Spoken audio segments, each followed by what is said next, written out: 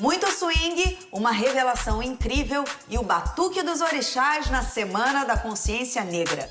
Eu acho interessante o nosso modelo de produção, porque de fato a gente dirige coletivamente. São 3 pessoas, 3 sensos estéticos, tem uma química aqui envolvida.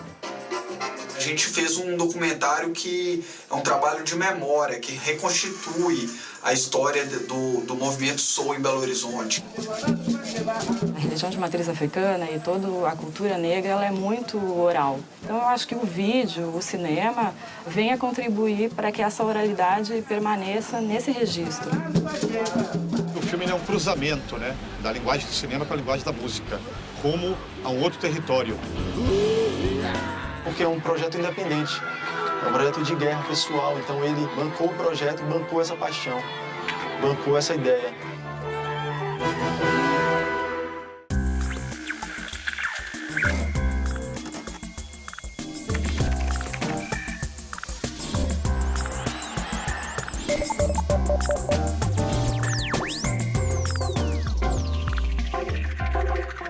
Dia de Preto é uma adaptação moderna da lenda do primeiro escravo alforriado do país.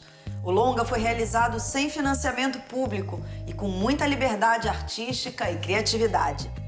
A fase de produção levou cerca de 1 ano e meio, com filmagens durante a madrugada para poder contar com a colaboração de profissionais da área. Essa igreja foi construída por causa de um milagre. A gente descobriu na faculdade que a gente se identificava muito no nosso gosto cinematográfico. Eu e o Marcos fizemos um curta juntos, que já foi uma codireção. O Marcial era meu amigo pessoal, se juntou com a gente para ajudar a fazer esse filme. E aí a dupla virou um trio e outros projetos foram surgindo. E aí a gente escreveu várias outras coisas em parceria, vários projetos de curta e um projeto de longa, que se transformou no filme Dia de Preto.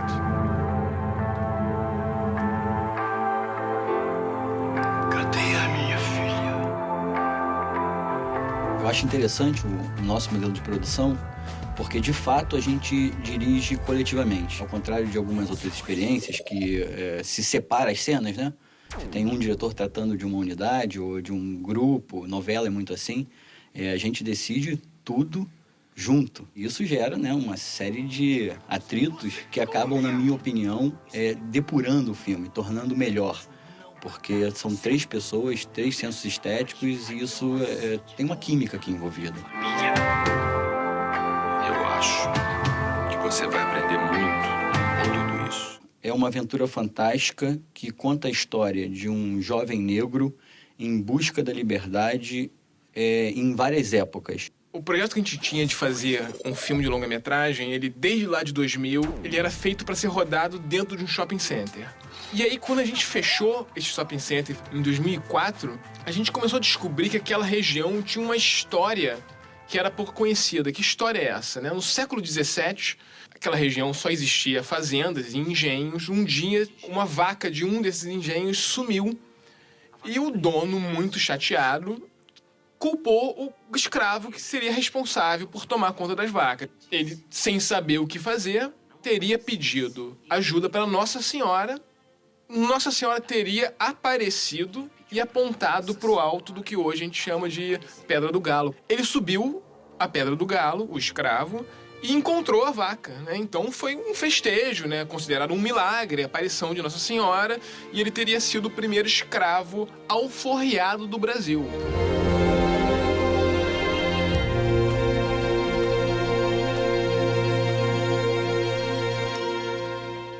Em 1935, Humberto Mauro dirigiu o filme Favela dos Meus Amores, em que os personagens eram compositores e sambistas do morro, interpretados por brancos e mulatos claros. Os negros se limitavam à figuração, mas mesmo assim o filme chegou a ser censurado. Por quê? Porque mostrava, abre aspas, muito pobre e muito preto, fecha aspas. Por esse exemplo, é possível perceber como a presença do negro no cinema brasileiro, com raras exceções como o Grande Otelo, foi desde sempre problemática e nunca fez jus à quantidade de talentos negros nas artes do país. Isso explica porque Otelo virou um expoente praticamente solitário da raça durante o período da chanchada, contracenando com brancos como o Oscarito. Mas ele também tinha talento para papéis dramáticos, como mostrou ao protagonizar Rio Zona Norte, de Nelson Pereira dos Santos. Foi nos anos 60, quando o cinema novo ganha força, que a presença do negro no cinema nacional deixou de se relacionar quase que exclusivamente com o viés satírico e passou a se afirmar politicamente através de filmes como Barra Vento e Gangue Azul.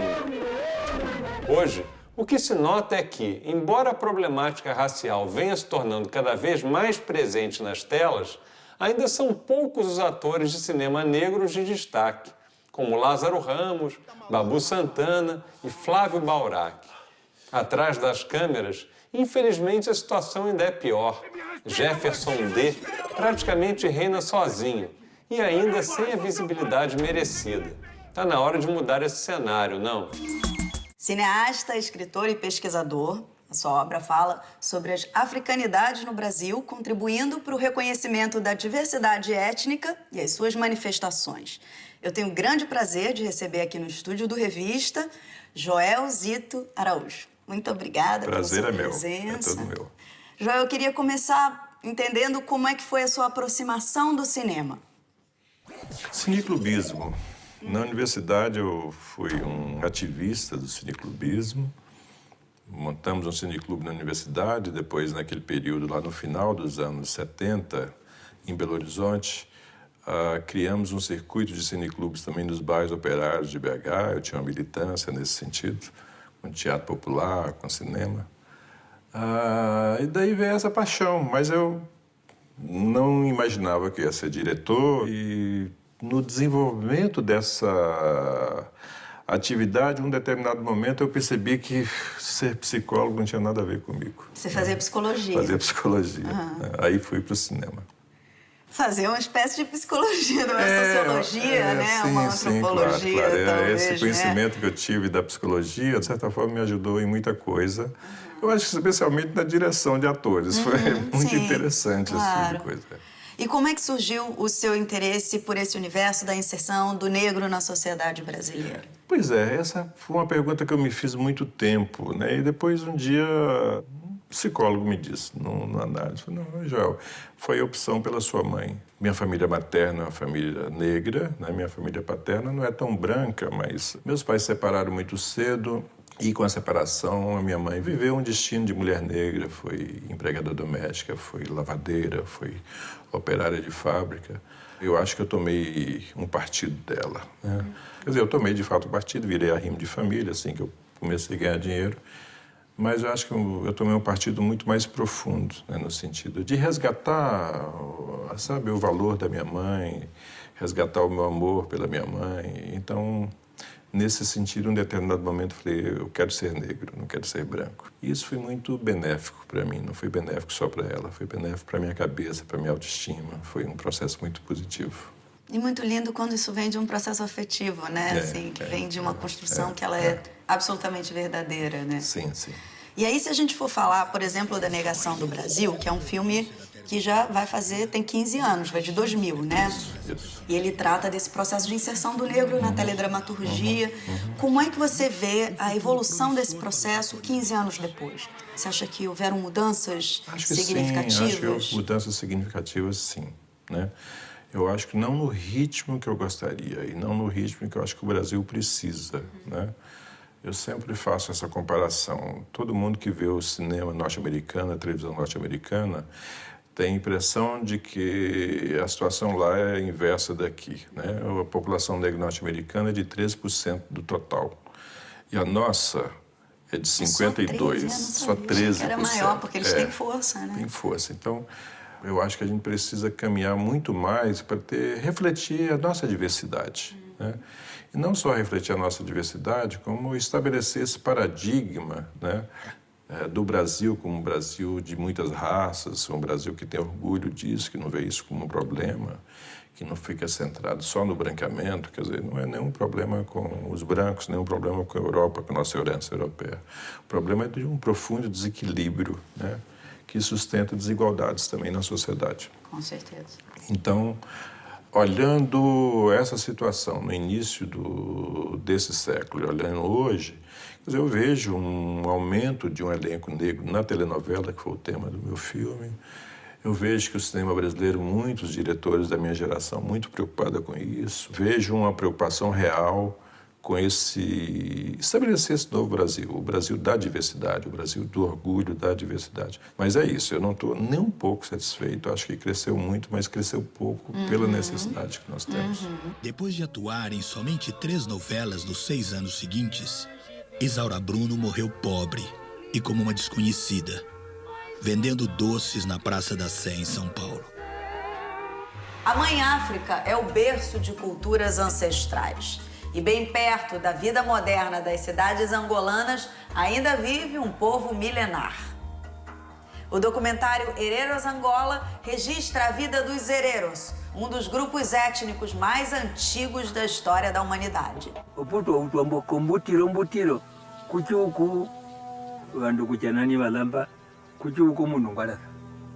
O Hereros é um povo de raiz étnica banto que migrou até aquela região ali de Angola, Namíbia e Botsuana. Então eles não respeitam muito as fronteiras, né, políticas do país, eles estão ali ramificados pelos 3 países.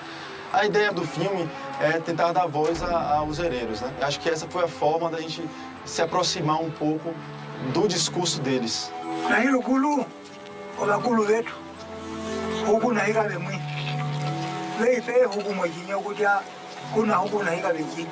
O Guerra, que é o idealizador do projeto, ele teve um contato anterior através da fotografia, que ele é fotógrafo também. O primeiro contato foi em 98, mas depois, em 2008, ele teve um outro contato, até que ele decidiu fazer um trabalho maior de registro daquela cultura. E em 2009 a gente montou esse formato de expedição.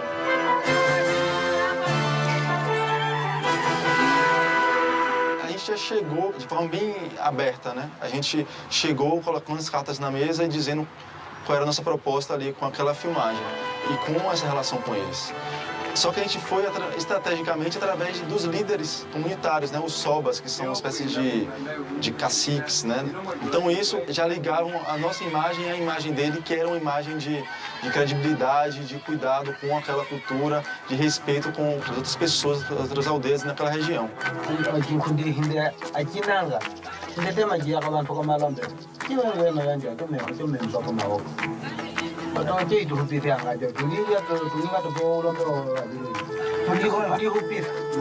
O Guerra já está lá há mais de 15 anos em Angola. Então, ele tem uma estrutura de comunicação lá. E tem esse suporte lá em Luanda, de casa, de estrutura física, que foi uma coisa que viabilizou, porque é um projeto independente. É um projeto de guerra pessoal. Então, ele bancou o projeto, bancou essa paixão, bancou essa ideia. Então, ter essa estrutura física lá facilitou muito.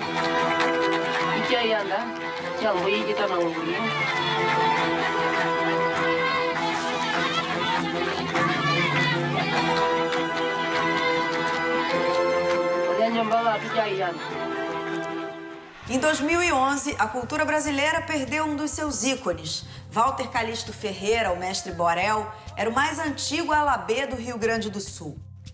No candomblé, os alabês são responsáveis por saudar os orixás, entoando cânticos sagrados e tocando atabaques. O documentário Mestre Borel, a ancestralidade negra em Porto Alegre, fala de religião, espiritualidade e da memória viva dos bairros negros da cidade.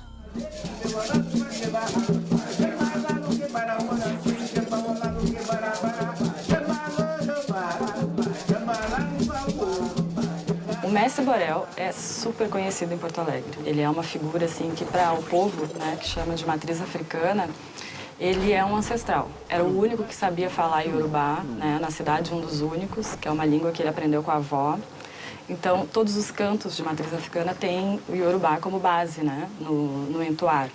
E ele, como alabê, que é o tamboreiro, né, que chama esses orixás, Ele era muito conhecido porque sabia entoar esses cantos muito bem. Acho que a vida inteira dele foi vivida para tentar deixar aqui um pouco desse ensinamento que ele recebeu com os ancestrais, que foram os formadores dele na religião. Então, a religião era um fundamento muito importante. Eu, como antropóloga, assim como as outras pessoas da equipe, com exceção do Olavo, que tinha assim, uma pesquisa mais voltada para a religião africana, e a formação dos terreiros em Porto Alegre, que é muito forte, né? A gente não pesquisava a religião africana, né? Não tinha, assim, nos nossos trabalhos esse viés.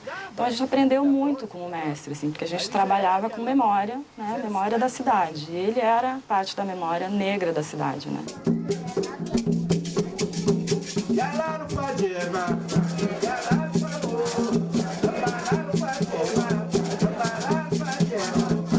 Eu, particularmente, acho que tem uma relação direta e importante, assim, fundamental, que é a questão do cinema trazer a oralidade e o gesto, né? A figura desse narrador, né? No caso, o Borel, um narrador nato, assim, não são todas as pessoas que têm, né, essa volúpia, assim, esse desenvolvimento na câmera como ele tem, né? Essa religião de matriz africana e toda a cultura negra, ela é muito oral, né? Então, por isso que o grande lamento também, a grande luta desses representantes hoje em dia, né, que tentam levar à frente os conhecimentos dos seus ancestrais, é que isso não está escrito, não passa pela escrita, ou muito pouco pela escrita.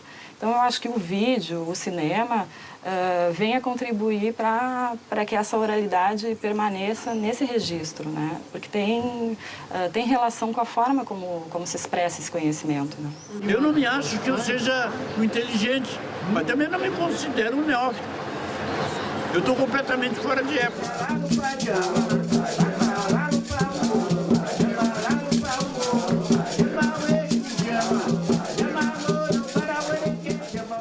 A musicalidade é uma das grandes marcas da cultura africana.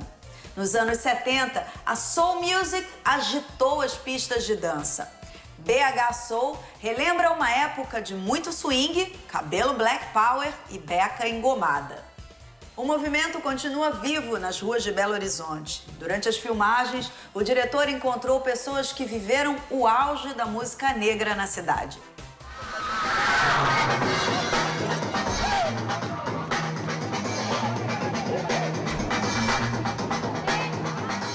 Esse documentário, BH Soul, que eu dirigi, é sobre uma cultura negra característica de Belo Horizonte, que é a Soul Music. E é uma cultura negra bem enraizada na cidade desde a década de 70 até a atualidade. E alguns desses dançarinos foram um fio condutor do processo de pesquisa e me introduziram nesse universo black, né, da Soul Music, e a gente fez um documentário que é um trabalho de memória, que reconstitui a história do movimento Soul em Belo Horizonte.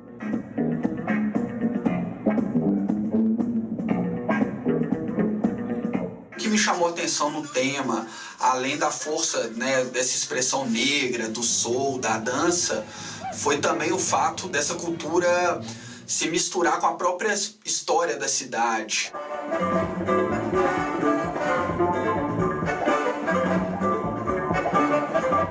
Pelo fato do filme cobrir o período entre os anos 70 e a atualidade, a gente pode fazer um paralelo entre aquela época, né, de ditadura, repressão, e a situação do dançarino de soul do negro, de modo geral, hoje em dia, né? A dança mesmo foi praticamente imitada de James Brown, né? Em 2011, a gravação de um álbum do compositor Jardes Macalé foi acompanhada de perto pelo cineasta Eric Rocha. O filme Jardes foge do formato tradicional dos documentários musicais. Imagem e som entram em sintonia e a câmera vira quase um instrumento musical.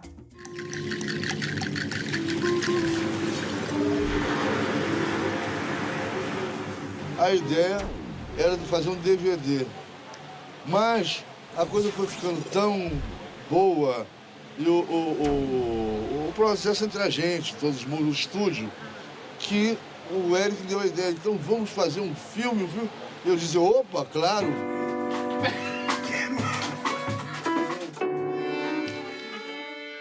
Jardes é um filme através do processo de criação, do ato criativo do Jardes Macalé, né?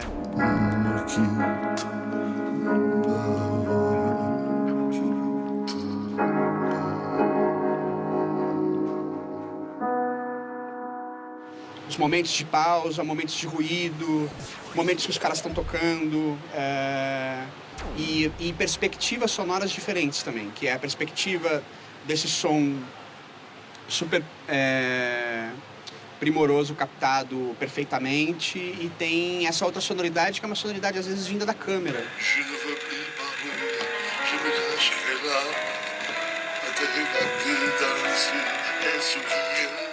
Eu acho que o filme é um cruzamento, né, da linguagem do cinema com a linguagem da música, rumo a um outro território. Tem uma coisa mítica, né, desse momento da criação, né, de que como que isso se dá, né, como que acontece. E daí sai alguma outra poética, que não tem nome. Então esse foi o Jardes que eu descobri.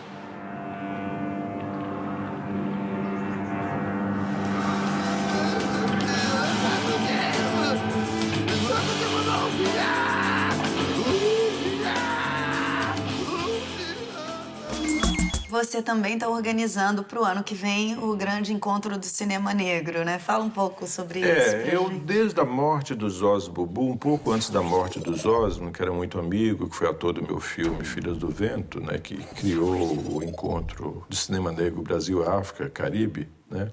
Ele me convidou a assumir a curadoria. Então foi muito afetiva também assumir a curadoria do encontro. E no ano de 2016, no final de maio, o próximo encontro vai ser maior porque ele vai juntar com outro encontro.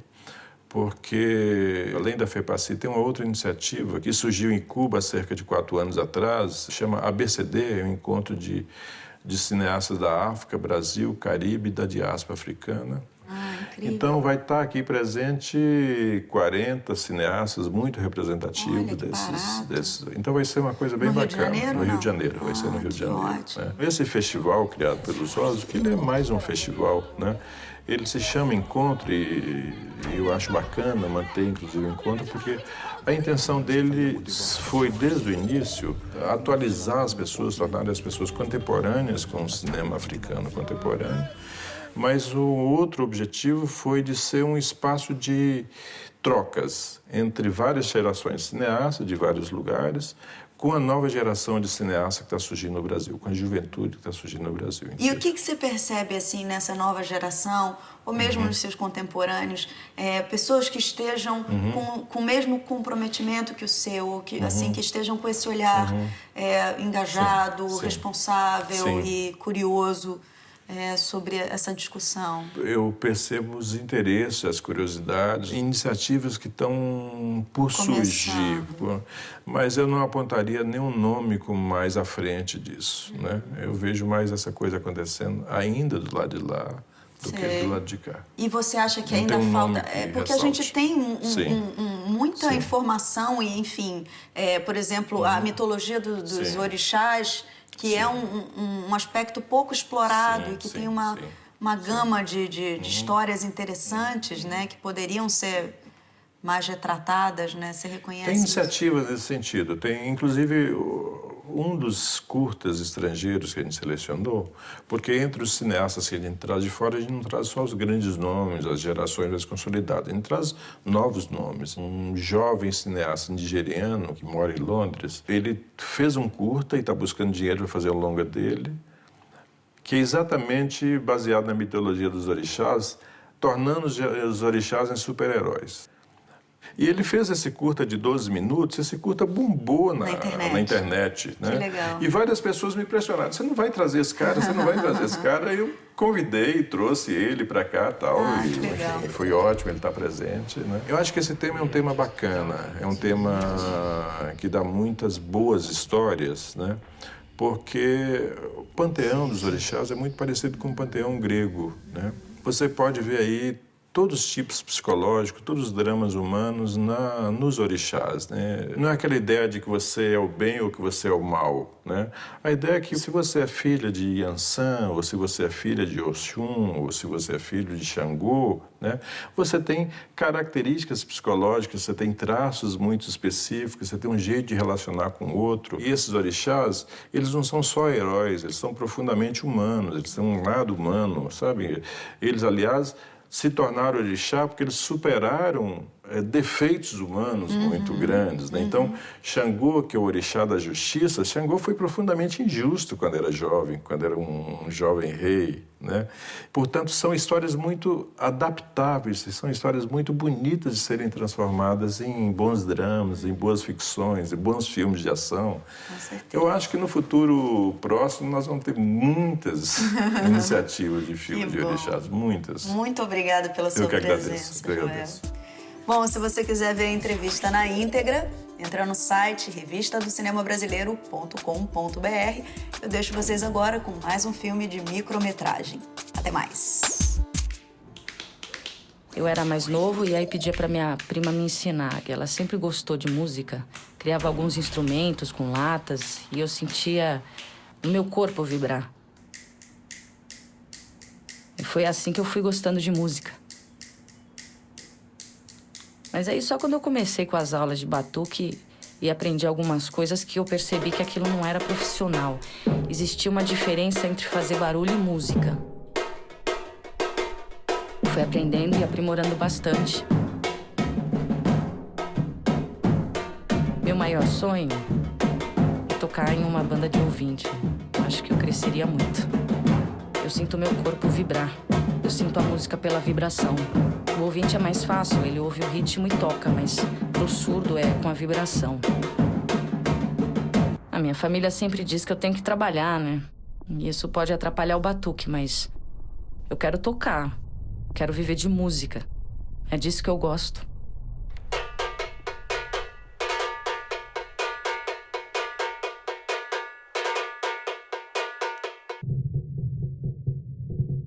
Eu sinto meu corpo vibrar.